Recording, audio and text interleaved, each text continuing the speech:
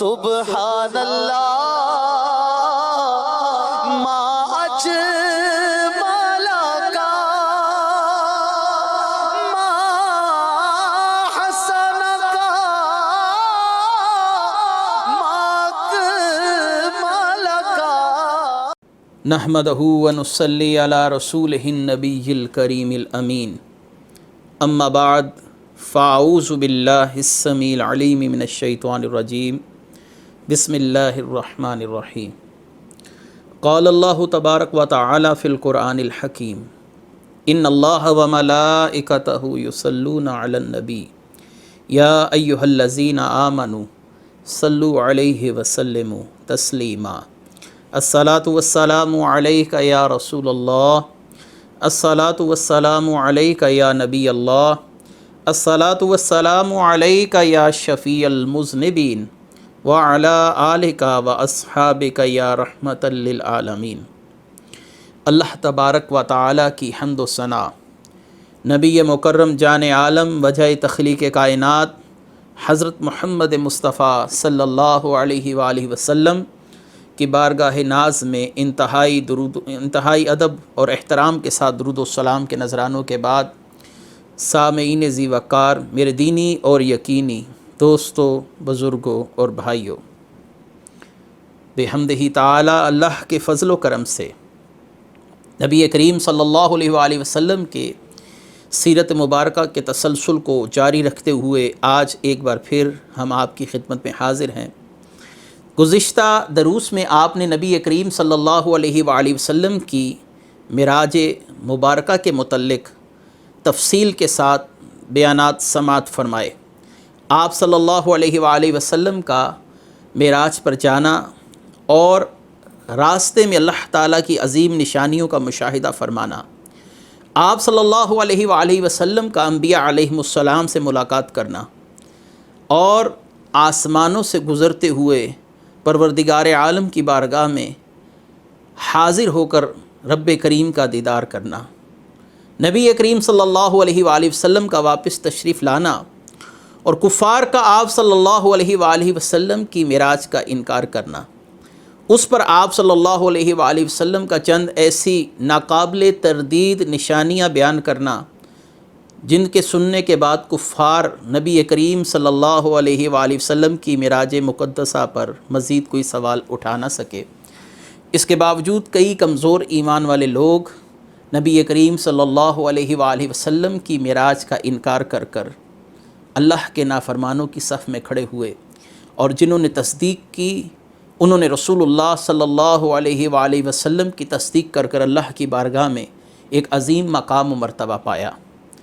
یہی وہ مقام تھا جب صدیق اکبر رضی اللہ تعالیٰ عنہ کے لیے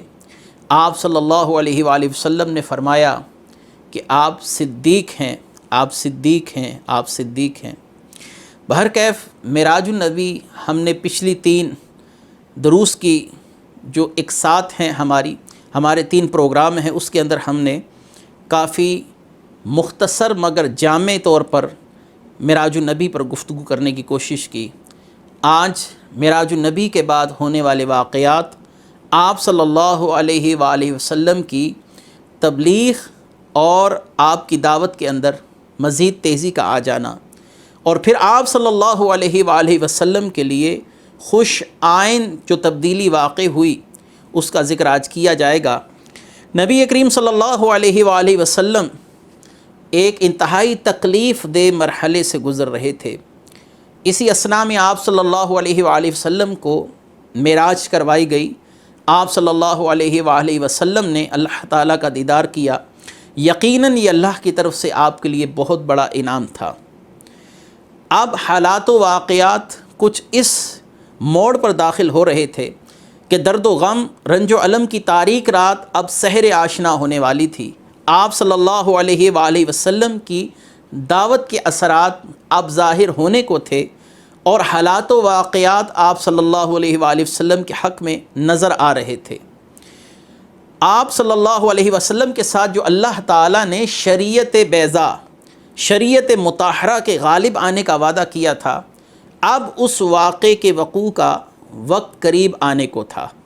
نبی کریم صلی اللہ علیہ وآلہ وسلم بلا شک و شبہ اپنی زندگی کے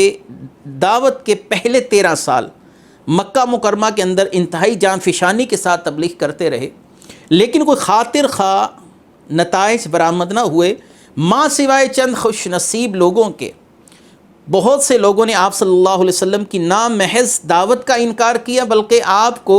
رنج و الم، تکلیف و مصائب پہنچانے کا بھی کوئی موقع اپنے ہاتھ سے جانے نہ دیا۔ اب نبی کریم صلی اللہ علیہ وآلہ وسلم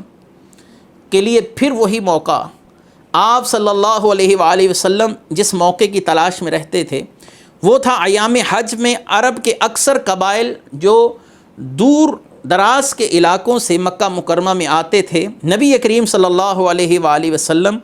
ان کو جا کر اللہ تبارک و تعالیٰ کی وحدانیت کی دعوت دیتے اور اپنی رسالت کی دعوت دیتے کہ تم مجھے اللہ کا رسول اور نبی مانو اور مجھے دعوت پہنچانے کے اندر میرے معمد و معاون بن جاؤ، تاکہ اللہ تبارک و تعالیٰ کی بارگاہ میں تم خاص مقام کے حامل ہو جاؤ۔ لیکن نبی کریم صلی اللہ علیہ وآلہ وسلم کی یہ دعوت تاحال اس طریقے سے ان لوگوں نے قبول نہیں کی تھی جیسا کہ ان کو کرنی چاہیے تھی۔ لیکن اب وہ موقع آ رہا تھا جب ایک مسلمان اسٹیٹ کی بنیاد مدینہ شریف کے اندر پڑنے والی تھی اور مسلمانوں کی اپنی ایک آزاد ریاست کے لیے محرکات پیدا ہو رہے تھے۔ آپ صلی اللہ علیہ وآلہ وسلم کی بارگاہ میں اب وہ لوگ تشریف لائے جن کو انصار صحابہ کہا جاتا ہے۔ ان کا بنیادی طور پر تعلق مدینہ شریف کے دو مشہور قبائل اوس و خزرج کے نام کے ساتھ تعلق تھا، اور یہ نبی کریم صلی اللہ علیہ وآلہ وسلم کے ساتھ انتہائی خلوص اور آپ صلی اللہ علیہ وسلم کے ساتھ انتہائی جانثاری کے ساتھ ہمیشہ ساتھ چلتے رہے۔ اللہ تبارک و تعالیٰ نے ان کی جانثاری اور ان کی قربانیوں کا تذکرہ قرآن میں جا بجا فرمایا۔ اللہ تبارک و تعالیٰ نے ایک مقام پر ارشاد فرمایا، والذین تبوؤا الدار والایمان من قبلہم یحبون من ہاجر الیہم ولا یجدون فی صدورہم حاجۃ مما اوتوا ویؤثرون علی انفسہم ولو کان بہم خصاصہ ومن یوق شح نفسہ فاولئک ھم المفلحون۔ اور اس مال میں ان کا بھی حق ہے جو دار ہجرت میں مقیم ہیں اور ایمان میں ثابت قدم ہیں، مہاجرین کی آمد سے پہلے محبت کرتے ہیں ان سے جو ہجرت کر کے ان کے پاس آتے ہیں، اور نہیں پاتے اپنے سینوں میں کوئی خلش اس چیز کے متعلق جو مہاجرین کو دے دی جائے، اور ترجیح دیتے ہیں انہیں اپنے آپ پر اگرچہ خود انہیں اس چیز کی شدید حاجت ہو، اور جس کو بچایا گیا اپنے نفس کی حرص سے وہی لوگ بامراد ہیں۔ اس میں اللہ تبارک و تعالیٰ نے سورہ حشر کی آیت نمبر 9 میں ان انصار کا ذکر فرمایا کہ انہوں نے اپنے نفسوں پر اپنے مہاجرین بھائیوں کو ترجیح دی اور اپنی ضرورت کی اشیاء بھی اپنے بھائیوں پر نثار کر دیں، اور آخر میں فرمایا کہ جس نے نفس کے شر سے، نفس کی حرص سے خود کو بچایا، اللہ تعالیٰ کی بارگاہ میں بامراد ہوا۔ یہ انہی انصار کے لیے ہے۔ نبی کریم صلی اللہ علیہ وآلہ وسلم کا ارشاد مبارکہ بھی سن لیجئے ان انصار صحابہ کے لیے جو اس موقع پر، جس کا ابھی میں آگے ذکر کرنے والا ہوں، نبی کریم صلی اللہ علیہ وسلم کے پاس پہنچے اور سب سے پہلے اسلام قبول کرنے کے اندر سبقت حاصل کی۔ آپ صلی اللہ علیہ وسلم کی انصار سے محبت یہ تھی کہ آپ صلی اللہ علیہ وآلہ وسلم نے ارشاد فرمایا کہ اللہ تعالیٰ نے ان لوگوں سے میری مدد فرمائی جو فصاحت و بلاغت میں اور قوت بازو میں سب لوگوں سے زیادہ طاقتور تھے، یعنی قیلہ کے دونوں بیٹوں اوس و خزرج کے خاندانوں سے۔ یہ دو بھائیوں کا ذکر ہے، اوس اور خزرج یہ دو بھائی ہیں، اور ان کا تعلق قیلہ کے ساتھ تھا، اس کے بیٹے تھے۔ رسول اللہ صلی اللہ علیہ وسلم نے فرمایا کہ اللہ نے ان لوگوں کے ساتھ میری مدد فرمائی۔ اور ایک اور حدیث مبارکہ جو انصار کے مقام و مرتبے پر بڑے واضح طور پر روشنی ڈال رہی ہے کہ آپ صلی اللہ علیہ وسلم نے فرمایا الانصار لا يحبهم الا مؤمن، انصار سے جو محبت کرے گا فقط مومن ہی محبت کرے گا ان سے، ولا يبغضهم الا منافق، اور ان سے بغض نہیں رکھے گا مگر منافق، ومن احبهم احبه اللہ ومن ابغضهم ابغضه اللہ، کہ اللہ تعالیٰ اس سے محبت کرتا ہے جو ان سے محبت کرتا ہے، اور جو ان سے بغض رکھتا ہے اللہ تعالیٰ اس سے بغض رکھتا ہے۔ نبی کریم صلی اللہ علیہ وسلم نے فرمایا الایمان حب الانصار، ایمان انصار کے ساتھ محبت کرنے کا نام ہے، وآیۃ النفاق بغض الانصار،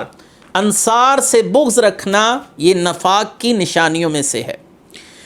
اور ایک واقعہ جو رسول اللہ صلی اللہ علیہ وسلم کی بارگاہ میں انصار کے مقام و مرتبے کو واضح طور پر آشکار کرتا ہے، وہ کچھ یوں ہے کہ جب مکہ فتح ہو گیا اور آپ صلی اللہ علیہ وآلہ وسلم نے انصار کی معیت میں بنو حوازن کے ساتھ، یہ قبیلہ بنو حوازن کے ساتھ حنین کے مقام پر جنگ لڑی تو وہاں سے بے اندازہ مال غنیمت حاصل ہوا۔ یہ واقعہ غزوہ حنین کا ہے جو فتح مکہ کے بعد ہوا، اور اس میں انصار و مہاجرین دونوں بڑے گروہوں نے شرکت فرمائی۔ نبی کریم صلی اللہ علیہ وآلہ وسلم نے مال غنیمت کا بہت بڑا حصہ ان لوگوں کے لیے وقف فرما دیا جنہوں نے فتح مکہ یا فتح مکہ کے بعد اسلام قبول کیا تھا، تاکہ ان کی دلجوئی ہو سکے۔ تالیف قلب کے لیے رسول اللہ صلی اللہ علیہ وآلہ وسلم نے مال غنیمت کا ایک بہت بڑا حصہ ان لوگوں کے لیے مختص فرما دیا۔ جب یہ بات انصار صحابہ تک پہنچی تو انہوں نے کہا واللہ ان ھذا لہو العجب، اللہ کی قسم یہ بڑی عجیب و غریب بات ہے۔ ان سیوفنا تقطر من دماء قریش وغنائمنا ترد علیہم، کہ ہماری تلواروں سے قریش کے مقتولوں کا خون ٹپک رہا ہے، یعنی ہم نے رسول اللہ کی معیت میں یہ جہاد کیا ہے کہ ہماری تلواریں ابھی تک خون آلود ہیں، لیکن ہمارا مال غنیمت ان قریش میں بانٹا جا رہا ہے، یعنی ان لوگوں میں بانٹا جا رہا ہے جنہوں نے فتح مکہ یا فتح مکہ کے فوراً بعد اسلام قبول کیا۔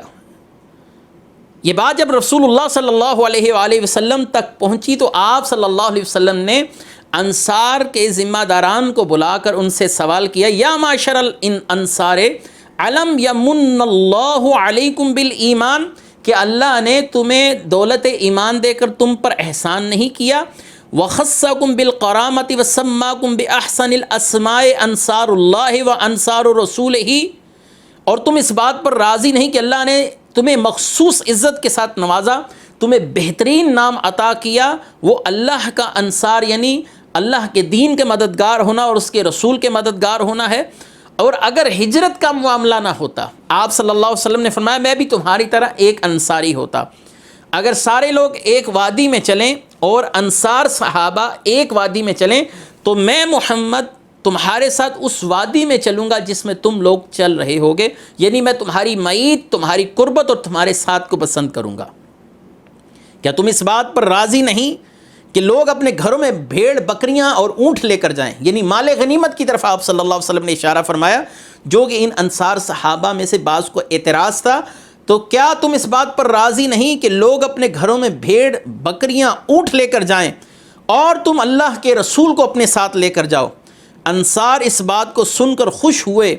اور کہنے لگے قد ردینا، ہم راضی ہو گئے، اس مہربانی پر ہم راضی ہو گئے۔ نبی کریم صلی اللہ علیہ وآلہ وسلم نے اس بات پر بھی انصار کی رائے کو جاننا چاہا،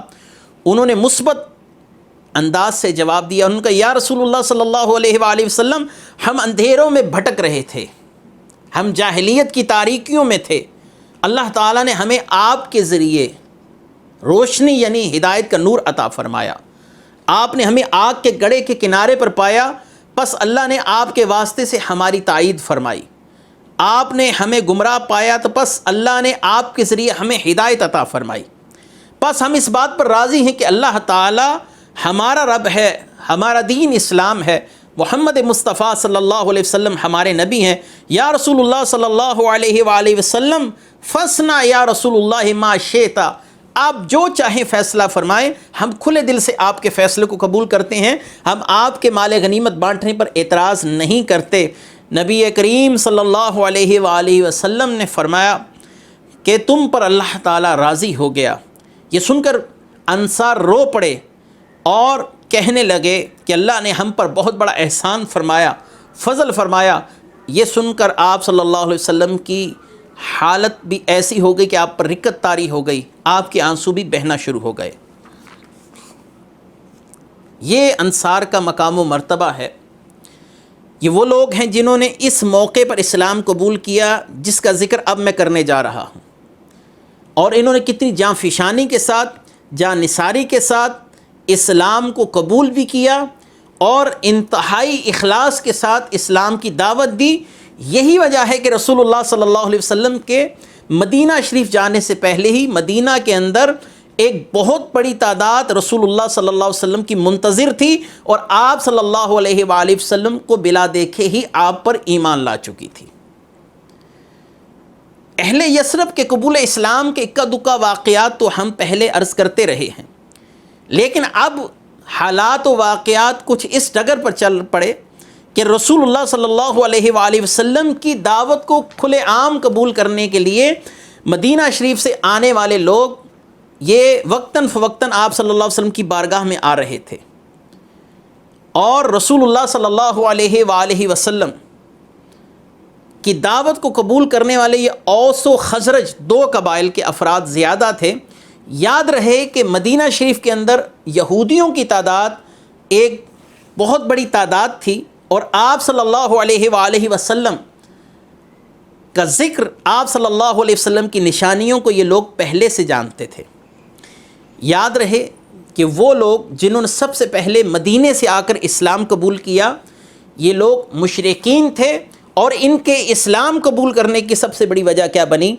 یہ وجہ بھی بہت دلچسپ وجہ ہے، اور نبی کریم صلی اللہ علیہ وسلم کے مقام، مرتبے اور رفعت پر دلالت کرتی ہے۔ اصل میں حضرت موسیٰ علیہ السلام سے نبی آخر الزمان کی نشانیاں نسل در نسل ان یہودیوں کے اندر معلوم و معروف تھیں، اور جب یہ مشرکین کے خلاف جہاد کرتے یا جنگ کرتے تو کہا کرتے کہ ہم اس نبی آخر الزمان کے وسیلے سے دعا کرتے ہیں جس کو اللہ تعالیٰ مبعوث فرمائے گا، اور پھر اللہ تعالیٰ ان کو فتح عطا فرماتے۔ قرآن کریم فرقان حمید میں اس کا تذکرہ واضح طور پر موجود ہے کہ یہ لوگ رسول اللہ صلی اللہ علیہ وسلم کی تشریف آوری سے قبل، سورہ البقرہ ہے، آیت نمبر 79 ہے، اللہ تبارک و تعالیٰ قرآن کریم فرقان حمید میں ارشاد فرماتے ہیں، وَقَالُوا مِن قَبْلُ يَسْتَفْتِحُونَ عَلَى الَّذِينَ كَفَرُوا فَلَمَّا جَاءَهُم مَّا عَرَفُوا كَفَرُوا بِهِ، کہ یہ لوگ ان نبی آخر الزمان کے وسیلے سے فتح طلب کرتے تھے، پھر جب وہ تشریف لے آئے جن کو یہ جانتے تھے، یہ حسد کی وجہ سے ان کے انکاری ہو گئے، انہوں نے انکار کر دیا۔ اس آیت کا شان نزول حضرت ابن عباس رضی اللہ تعالیٰ عنہ کیا بیان فرماتے ہیں، وہ بھی سماعت کیجئے تاکہ آپ کو پتہ چلے کہ انصار نے سب سے پہلے جو اسلام قبول کیا اس کے محرکات یہی تھے کہ یہ یہودیوں سے سن چکے تھے کہ ہم اس نبی آخر الزمان کے وسیلے سے فتح طلب کرتے ہیں جن کو اللہ تعالیٰ مبعوث فرمائے گا، اور وہ افراد جو مکہ میں آئے ہوئے تھے حج کے موقع پر نبی کریم صلی اللہ علیہ وسلم کی دعوت سن کر ان کے دلوں کے اندر یہ داعیہ پیدا ہوا، یہ تو وہی نبی آخر الزمان ہیں جن کا ذکر ہم مدینے میں یہود سے سنتے آ رہے ہیں، یہود ان کے وسیلے سے فتح طلب کرتے رہے، اللہ تعالیٰ ان کو فتح عطا فرماتا رہا، اب کیوں نہ ہم اس نبی کی تصدیق کر کر اس نبی کے مقام و مرتبے کو ہم آگے پہلے سے ہی جانتے ہیں، تو ہم یہودیوں سے کیوں پیچھے رہ جائیں؟ یہ نہ ہو کہ یہودی اس نبی کی پر ایمان لانے میں سبقت حاصل کریں اور ہم پیچھے رہ جائیں۔ حضرت ابن عباس اس آیت مبارکہ کا شان نزول کیا ارشاد فرماتے ہیں؟ وہ فرماتے ہیں کہ یہود نبی کریم صلی اللہ علیہ وسلم کی بعثت سے قبل قبیلہ اوس اور خزرج پر فتح حاصل کرنے کے لیے آپ صلی اللہ علیہ وسلم کے وسیلے سے دعا طلب کرتے تھے، یا اللہ وہ نبی جو تشریف لانے والے ہیں ان کے وسیلے سے ہمیں فتح عطا فرما۔ جب اللہ تعالیٰ نے آپ کو خطہ عرب میں مبعوث کیا تو یہودیوں نے حسد کی بنا پر آپ صلی اللہ علیہ وسلم کا انکار کر دیا، اور وہ اس بات سے مکر گئے، انکاری ہو گئے جس کا وہ خود ماضی میں اقرار کرتے چلے آئے تھے۔ ان یہودیوں سے حضرت معاذ بن جبل اور بنو سلمہ کے بشر بن برا نے کہا، اے طبقہ یہود، اللہ سے ڈرو اور اسلام قبول کر لو، تمہیں یاد نہیں کہ جب تم فتح حاصل کرنے کے لیے نبی آخر الزماں حضرت محمد مصطفیٰ صلی اللہ علیہ وسلم کے توسل سے دعائیں کرتے تھے، حالانکہ اس وقت ہم مشرک تھے؟ یہ الفاظ معاذ بن جبل اور قبیلہ بنو سلمہ کے بشر بن برا یہودیوں سے کہہ رہے ہیں کہ ہم مشرک تھے اور تم ہم پر اس رسول کریم صلی اللہ علیہ وسلم کے وسیلے سے فتح طلب کرتے رہے اور اللہ تمہیں فتح عطا فرماتا تھا۔ اب جب وہ تشریف لے آئے ہیں تم ان کے حسد میں ان کا انکار کرنے والے بن گئے۔ تمام مفسرین نے سورہ البقرہ کی اس آیت کے تحت یہی شان نزول لکھا ہے کہ رسول اللہ صلی اللہ علیہ وسلم کے وسیلہ سے یہودی اللہ تعالیٰ سے اوس و خزرج پر فتح طلب کرتے تھے، اللہ تعالیٰ ان کو فتح عطا فرماتے تھے۔ جیسے کہ امام جلال الدین سیوطی رحمۃ اللہ علیہ نے تفسیر در منصور کے اندر، حافظ ابن کثیر رحمۃ اللہ علیہ نے اپنی تفسیر ابن کثیر کے اندر، اور اس کے علاوہ علامہ ابن جوزی نے اپنی تفسیر کے اندر، اور دیگر عظیم محدثین مفسرین نے اپنی اپنی کتب کے اندر اس بات کو واضح طور پر بیان کیا کہ رسول اللہ صلی اللہ علیہ وسلم کی تشریف آوری سے قبل جو اللہ کے ہاں آپ صلی اللہ علیہ وسلم کی وجاہت تھی، آپ کا مقام تھا، آپ کا مرتبہ تھا، اس مرتبے کے وسیلے سے یہود مشرقین پر فتح طلب کرتے تھے، اور مشرقین میں سے مسلمان ہو جانے والوں نے اس بات کی طرف یہودیوں کی توجہ بھی دلائی تھی۔ لہٰذا جو مدینے میں رہنے والے مشرقین تھے وہ نبی کریم صلی اللہ علیہ وسلم کا ذکر سن سن کر آپ کو جانتے تھے، آپ صلی اللہ علیہ وسلم کی آمد کو مانتے تھے کہ آپ تشریف لائیں گے، آج نہیں تو کل آپ کی آمد ہوگی۔ اب یہ موقع ہے کہ جب رسول اللہ صلی اللہ علیہ وآلہ وسلم نے ان لوگوں کو دعوت فکر دی تو انہوں نے فوراً وہ دعوت قبول کر لی۔ اس سے پہلے کچھ واقعات اس طرف بھی میں آپ کی توجہ دلاتا چلوں کہ یہود مدینے میں آ کر کیوں کر آباد ہوئے تھے اور اس کے محرکات کیا تھے۔ یاد رہے کہ 25 سے 30 قبائل یہ مدینے کے اندر یہودیوں کے آباد تھے، اور اس کے علاوہ 5، 7 یا 9 کے قریب قبائل مشرقین کے آباد تھے۔ لہٰذا مدینے کے اندر یہودیوں کی ایک بہت بڑی تعداد پہلے سے موجود تھی، اور یہ مدینے میں کر کیا رہے تھے اور کب سے آباد ہیں۔ اس کی 2-3 وجوہات مورخین بیان کرتے ہیں۔ ان وجوہات میں ایک وجہ تو یہ بھی ہے کہ یہ لوگ جانتے تھے کہ نبی آخر الزمان صلی اللہ علیہ وآلہ وسلم کی بعثت مدینہ شریف میں ہوگی، یعنی آپ صلی اللہ علیہ وسلم مدینہ شریف میں تشریف لائیں گے، آپ صلی اللہ علیہ وآلہ وسلم مدینہ کو مسلم ریاست بنائیں گے، آپ صلی اللہ علیہ وسلم کا نام نامی محمد ہوگا۔ یہود اسی خوش فہمی میں مبتلا تھے کہ جیسے تمام کے تمام انبیاء علیہم السلام بنی اسرائیل کے اندر تشریف لائے، نبی کریم صلی اللہ علیہ وآلہ وسلم بھی بنی اسرائیل کے اندر ہی مبعوث ہوں گے۔ لہٰذا اس خوش فہمی کی بنا پر انہوں نے اپنے بچوں کے نام محمد رکھنا شروع کر دیے تھے کہ ہو نہ ہو وہ بچہ ہم میں سے ہی ہوگا، اور اس کی بعثت اور نبی آخر الزمان کا مبعوث ہونا وہ بنی اسرائیل میں سے ہی ہوگا۔ اور یہ بات ممکنہ طور پر بلکہ عین ممکن ہے کہ وہ نبی مدینہ شریف کے اندر ہی مبعوث ہوں، مدینہ شریف میں ان کا تعلق ہمارے خاندان سے ہو۔ اسی خوش فہمی میں مبتلا ہو کر یہ اپنے بچوں کے نام محمد رکھتے آ رہے تھے۔ یہ تو وہ مشہور وجہ ہے جو عمومی طور پر مورخین نقل کرتے آئے۔ ایک اور وجہ بھی عمومی طور پر جو مورخین نے نقل کی ہے وہ یہ ہے کہ جب بخت نصر نے یہودیوں کی نسل کشی کرنا شروع کی تو بہت سے یہودی اپنی جان بچا کر حجاز یعنی مدینہ جس کا پرانا نام یثرب ہے یہاں پر آباد ہو چکے تھے، اور ایک تو انہوں نے اپنی جان بچائی، دوسرا وہ اس نبی کے انتظار میں تھے، چلے اگر ہم نہیں تو ہماری آنے والی نسلیں اس نبی کو پائیں گی، اگر وہ نہیں تو ان کی آنے والی نسلیں اس نبی کو پائیں گی۔ اور یہ رسول اللہ صلی اللہ علیہ وسلم کے مقام مرتبہ رفعت کو جانتے تھے، اس لیے رسول اللہ صلی اللہ علیہ وسلم کے وسیلہ جلیلہ سے جنگوں کے اندر توسل کر کے دعا کیا کرتے تھے۔ لہٰذا آپ صلی اللہ علیہ وآلہ وسلم کے حوالے سے یہودیوں میں یہ بات معلوم و معروف تھی کہ ایک نبی آخر الزمان تشریف لائیں گے جن کا تعلق کسی نہ کسی طریقے سے مدینے سے ہوگا، اور ان کی علامات اور نشانیاں یہ ہوں گی. یہ باتیں سن کر یہ جو انصار صحابہ ہیں جو بعد میں مسلمان ہوئے، یہ ذہنی طور پر نبی کریم صلی اللہ علیہ وسلم کو لاشعوری طور پر جانتے تھے، اور ان کے ذہنوں میں ایک تصور پیدا ہو چکا تھا کہ وہ نبی آخر الزمان صلی اللہ علیہ وسلم ان کے حلیہ مبارک ایسا ہوگا اور وہ مدینہ شریف میں ضرور تشریف لائیں گے وغیرہ وغیرہ. اور سب سے پہلے جن لوگوں نے مدینہ شریف سے آ کر اسلام قبول کیا اور نبی کریم صلی اللہ علیہ وآلہ وسلم کے ہاتھ پر بیعت کی، ان لوگوں کے نام یہ ہیں: ابو امامہ اسعد بن زرارہ رضی اللہ تعالیٰ عنہ. یہ قبیلہ خزرج میں سب سے پہلے ایمان لانے کی سعادت انہی کو نصیب ہوئی. ان کا تعلق بنی نجار کے ساتھ تھا. دوسرے صحابی رسول سیدنا عوف بن حارث رضی اللہ تعالیٰ عنہ. رافع بن مالک العجلان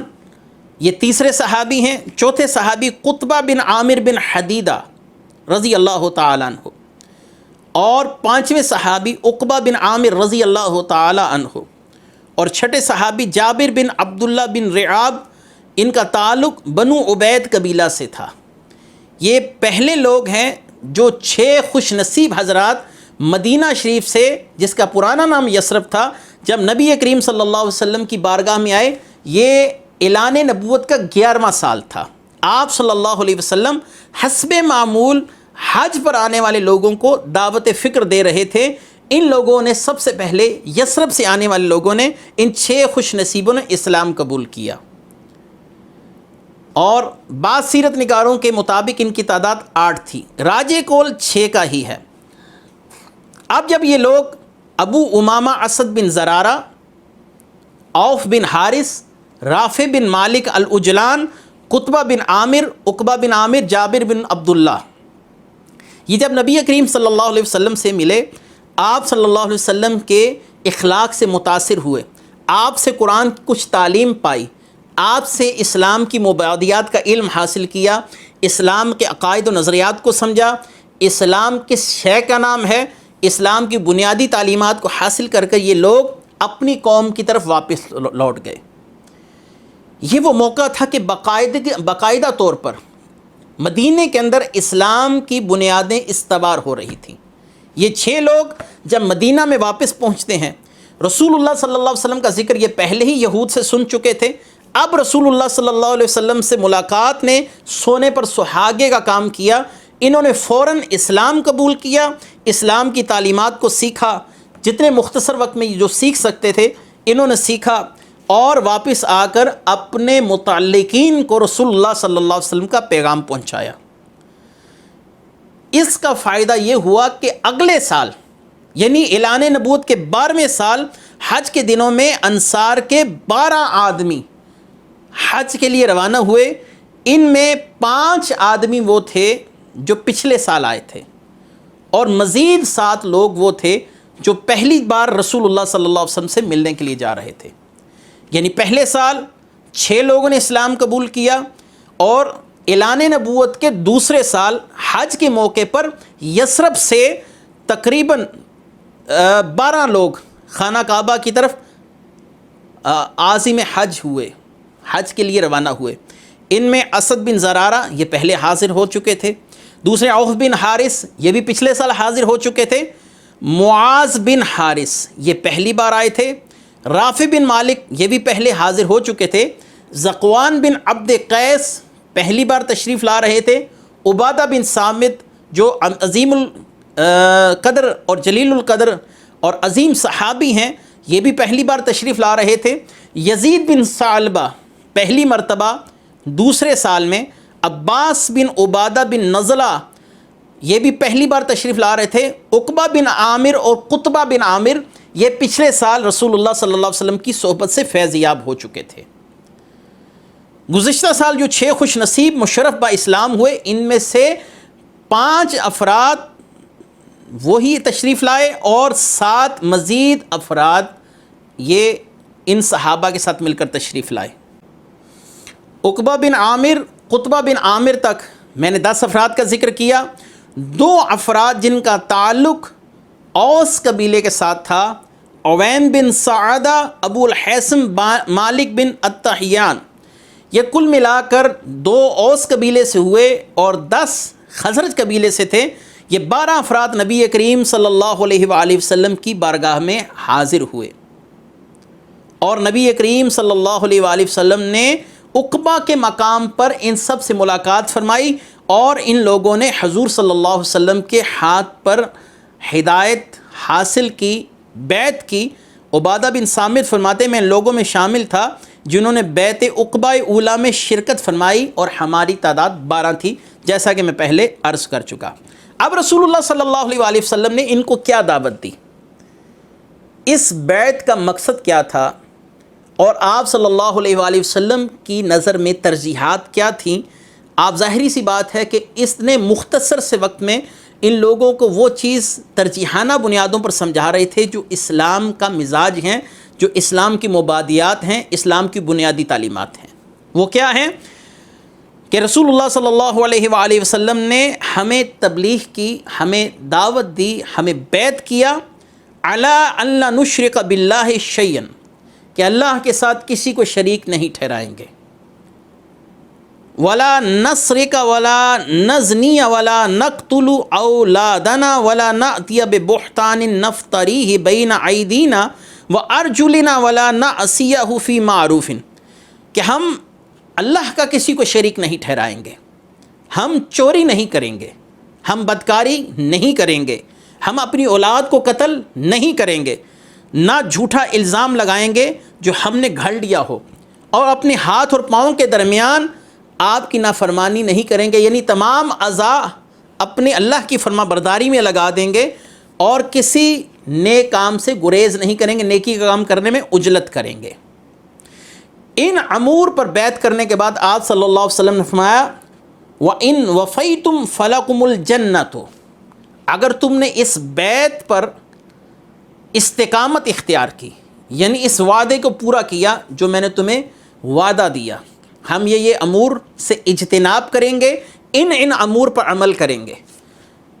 وَإِن وَفَيْتُمْ فَلَكُمُ الْجَنَّةُ، اگر تم نے یہ وعدہ پورا کیا تو تمہارے لیے جنت ہے۔ وَإِن غَشَيْتُم مِّن ذَلِكَ شَيْئًا فَأَمْرُكُمْ إِلَى اللَّهِ،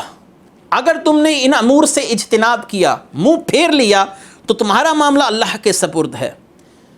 اللہ چاہے تو تمہیں عذاب دے، اللہ چاہے تو تمہیں معاف فرما دے، تمہاری مغفرت فرما دے۔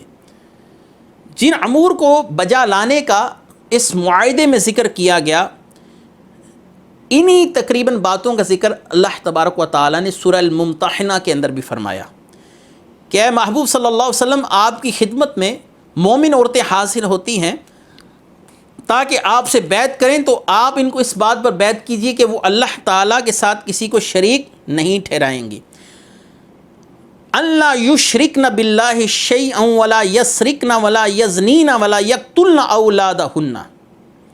کہ وہ اللہ کے ساتھ کسی کو شریک نہیں ٹھہرائیں گی، نہ چوری کریں گی، نہ بدکاری کریں گی، نہ اپنے بچوں کو قتل کریں گی، اور نہ ہی کسی پر جھوٹا بہتان لگائیں گی، جیسا کہ سورہ الممتحنہ کی آیت نمبر 12 کے اندر ہے۔ یہی ترتیب ہے جو آپ صلی اللہ علیہ وسلم نے بیعت عقبہ اولیٰ کے موقع پر ان سے وعدہ لیا تھا، اسی ترتیب کو اگر دیکھا جائے تو آپ سورہ ممتحنہ کی آیت نمبر 12 کے اندر پائیں گے۔ اگرچہ یہ آیات ہجرت کے بعد نازل ہوئی، عقبہ کے مقام پر جو معاہدہ ہوا اس کی ترتیب بھی یہی رکھی گئی۔ نبی کریم صلی اللہ علیہ وآلہ وسلم کی خدمت میں پہلی بار 6 حضرات، اور اب اگلی بار یعنی اعلان نبوت کے 12ویں سال، اس کے بعد اگلا سال 13واں تھا جو آپ صلی اللہ علیہ وسلم نے مکے کے اندر آخری سال قیام کیا۔ اس کے بعد آپ صلی اللہ علیہ وآلہ وسلم کو مدینہ شریف ہجرت کا حکم ارشاد فرما دیا گیا۔ ان 12 لوگوں نے رسول اللہ صلی اللہ علیہ وآلہ وسلم سے دین کی تعلیمات کو سیکھا، اور واپس جا کر اپنے عزیز و اقربا کو اسلام کی تبلیغ شروع کی۔ لیکن اس موقع پر ایک سب سے اہم مسئلہ یہ تھا کہ ان افراد کو کسی ایسے مبلغ کی ضرورت محسوس ہوئی جو نبی کریم صلی اللہ علیہ وسلم کی خدمت میں زیادہ دیر رہے ہوں، اور انہوں نے رسول اللہ صلی اللہ علیہ وسلم سے فرائض و واجبات، قرآن اور دیگر اسلامی تعلیمات کو زیادہ سے زیادہ سیکھا ہو۔ چنانچہ انہوں نے واپسی کے چند ماہ بعد ہی سیدنا معاذ بن افرا اور رافع بن مالک کو نبی کریم صلی اللہ علیہ وسلم کی خدمت میں بھیجا۔ ان 12 افراد نے یثرب میں جا کر، یعنی مدینہ میں جا کر، جو بعد میں مدینہ کہلایا، یثرب میں جا کر 2 اپنے نمائندوں کو بھیجا جن کا نام معاذ بن افرا اور رافع بن مالک ہیں کہ آپ ہمیں ایک ایسا مبلغ اور ایک ایسا دعوت دینے والا شخص عنایت فرما دیجئے جو دین اسلام پر ہم سے زیادہ عبور رکھتا ہو۔ اس بات پر سب متفق ہیں کہ وہ سیدنا مصعب تھے جنہوں نے مدینہ شریف میں آ کر ایک انقلاب برپا کر دیا۔ آپ صلی اللہ علیہ وآلہ وسلم نے جب سیدنا مصعب